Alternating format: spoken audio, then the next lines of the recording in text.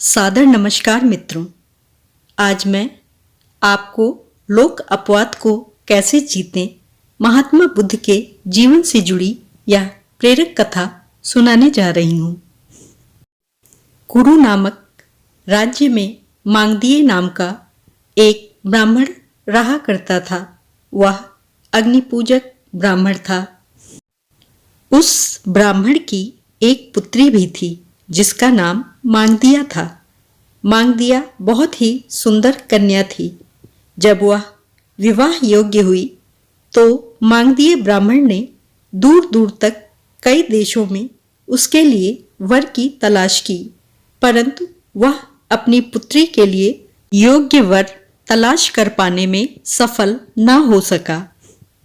कई प्रभावशाली परिवारों से उसकी कन्या के लिए विवाह के प्रस्ताव आए, पर उस ब्राह्मण की पुत्री मांगदिया को कोई भी वर पसंद न आया।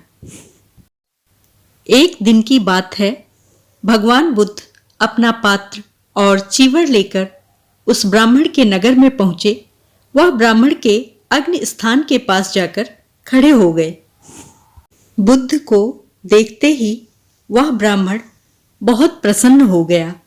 बुद्ध उसे बहुत पसंद आए। उसने सोचा, इस तरह का अन्य कोई पुरुष मिलना असंभव है, क्यों ना अपनी कन्या का विवाह इसी से कर दिया जाए। ब्राह्मण ने भगवान बुद्ध से प्रार्थना करते हुए कहा, हे श्रमण, मैंने अपनी पुत्री के लिए बहुत दूर दूर तक वर तलाश किया, परंतु कोई भी सुयोग्य वर पाने में सफल ना हो सका। आज बड़े सौभाग्य से आपसे मुलाकात हुई। मेरी पुत्री मांगदिया बहुत ही रूपवती कन्या है। आप सचमुच ही उसके लिए एक सुयोग्य वर हैं। भगवान बुद्ध से यह कहकर मांगदिया ब्राह्मण अपनी कन्या को भगवान बुद्ध के पास लाने के लिए चला गया और बुद्ध को उसने वहीं पर रुकने के लिए कहा। लंबे लंबे कदम बढ़ाते हुए वह ब्राह्मण शीघ्र ही अपने घर पहुंचा और अपनी पत्नी से बोला, हे प्रिय, हमारी पुत्री के लिए सुयोग्य वर मिल गया है। जल्दी ही मांगदिया पुत्री को वस्त्र और आभूषणों से सुसज्जित कर ले चलो। जब उस नगर के लोगों को यह पता चला कि मांगदिय को अपनी कन्या के लिए एक सुयोग्य वर मिल गया है, तो उन्हें बड़ा आश्चर्य हुआ। वह भी उस ब्राह्मण के साथ साथ उस वर को देखने के लिए चल पड़े। परंतु जब वे लोग उस स्थान पर पहुंचे तो बुद्ध वहां से कहीं अन्य स्थान पर जा चुके थे। इसलिए जब ब्राह्मणी को वहां कोई दिखाई ना दिया तो उसने जिज्ञासावश ब्राह्मण से पूछा। ब्राह्मण ने उत्तर दिया, मैं तो उसे यहीं पर रुकने के लिए कहकर गया था, परंतु वह इस स्थान को छोड़कर पता नहीं कहाँ चला गया। ब्राह्मण आसपास के स्थानों पर बुद्ध की तलाश करने लगा। काफी देर तक इधर उधर देखने के बाद बुद्ध तो नहीं मिले, परंतु कुछ दूर पर उसे बुद्ध के चरणों के निशान दिखाई दिए।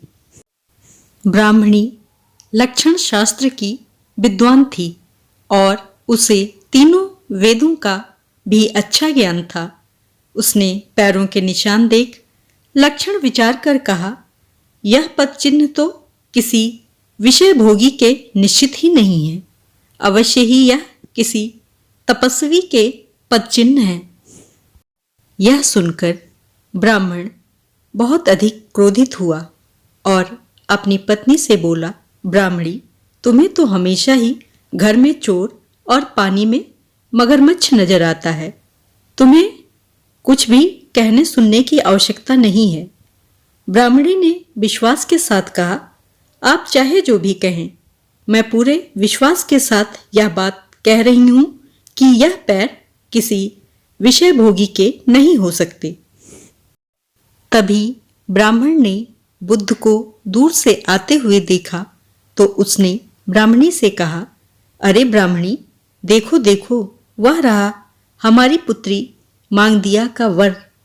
इतना कहकर वह तीर की तरह तेजी से निकलकर बुद्ध के पास पहुंचा और बोला, हे भिक्षु, मैं अपनी पुत्री को आपकी सेवा में समर्पित करता हूं। बुद्ध ने इस बात का कोई उत्तर नहीं दिया और वह ब्राह्मण से बोले, हे ब्राह्मण, देखो, अपने महाभिनिष्क्रमण के समय से लेकर अजापाल निग्रोध वृक्ष के नीचे बोधि प्राप्त करने तक कामदेव ने मुझे कितने ही कष्ट दिए, परंतु जब वह मेरा कुछ भी नुकसान न कर सका तो एक दिन वह उदास होकर बैठ गया। तभी उसकी पुत्रियां वहां आईं और अपने पिता को सांत्वना देकर बोली, पिताजी, आप चिंता क्यों करते हैं? अगर आपकी आज्ञा हो तो हम बुद्ध का ध्यान भंग कर सकते हैं। परंतु हे ब्राह्मण, विषय भोगों में मेरी तनिक भी रुचि नहीं है। मनुष्य शरीर तो मलमूत्र का ढेर है।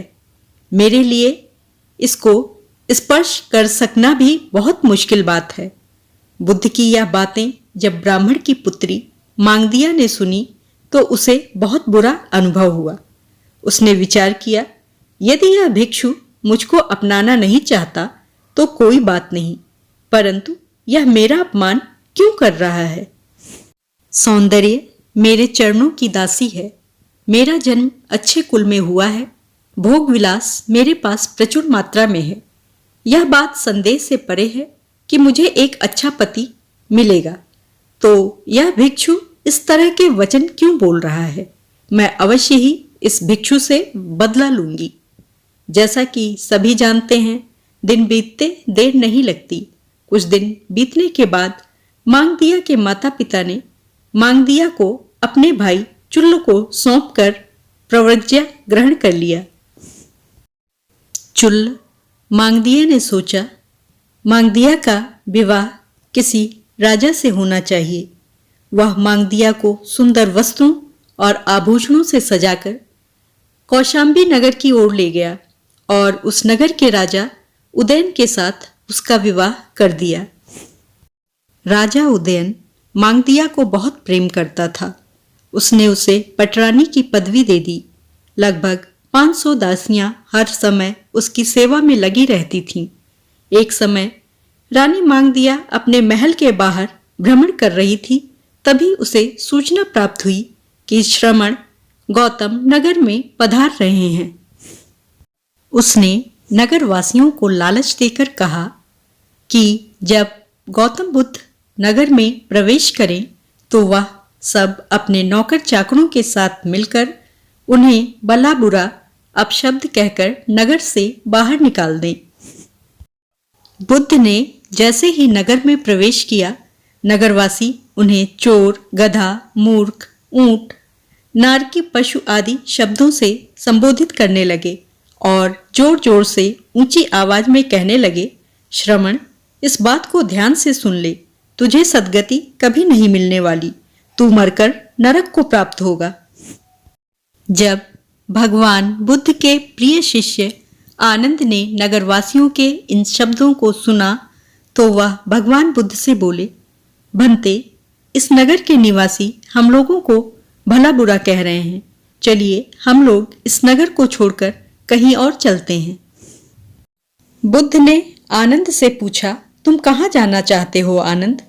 आनंद ने उत्तर दिया, किसी दूसरे नगर में। बुद्ध ने आनंद से पूछा, यदि वहां भी लोगों ने अपशब्द कहे तो फिर कहाँ जाओगे? आनंद ने उत्तर दिया, फिर हम किसी अन्य नगर चले जाएंगे। आनंद ने आगे कहा, भंते, नौकर चाकर तक हमें अपशब्द कह रहे हैं।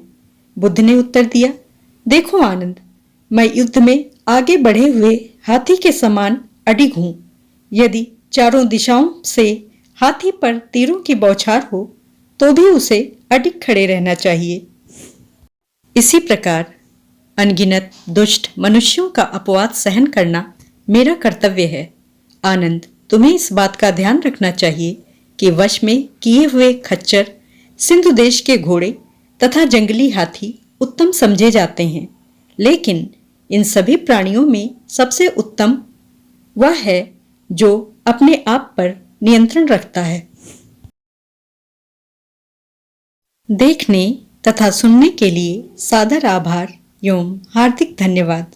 कृपया मेरे चैनल को सब्सक्राइब और वीडियो को लाइक, शेयर और कमेंट करना ना भूलें।